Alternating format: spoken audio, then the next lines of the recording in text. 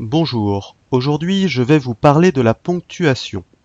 La ponctuation est un système de signes servant à indiquer les divisions d'un texte, à noter certains rapports syntaxiques ou certaines nuances affectives. Voici un premier exemple pour vous montrer l'importance de la ponctuation. Je pense que tout le monde voit bien la différence entre ces deux phrases. Allons manger mamie, allons manger mamie. Dans la première phrase, on mange la grand-mère. Dans la deuxième phrase, on mange avec la grand-mère, ce qui est quand même très différent. La ponctuation, c'est gratuit et ça peut sauver une vie. Voici donc les principaux signes de ponctuation en français. Tout d'abord, la ponctuation en fin de phrase. Le point. Le point marque la fin d'une phrase déclarative. Exemple, je suis ton père. Le point d'exclamation. Le point d'exclamation termine une phrase exclamative et exprime un sentiment ou la surprise. Exemple, c'est incroyable. Le point d'interrogation.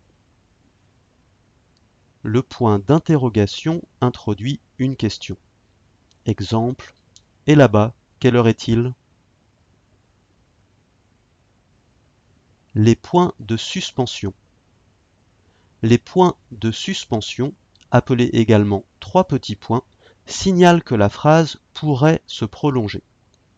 Exemple, sur la table, il y a des livres, des assiettes, des stylos, des verres. Voyons maintenant la ponctuation dans la phrase.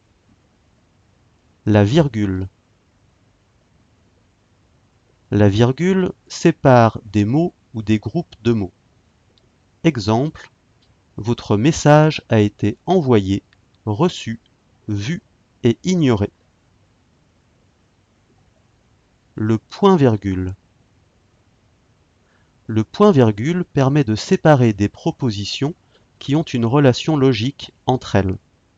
Exemple, Julien aime Laure, Laure aime Paul, Paul n'aime personne. Les deux points. Les deux points introduisent une énumération, une explication ou une citation. Exemple, Jacques a dit, c'est fini. Les parenthèses. Les parenthèses permettent de donner des indications supplémentaires au lecteur. Exemple, vous pouvez apporter votre boisson, bière, vin, jus de fruits. Les guillemets.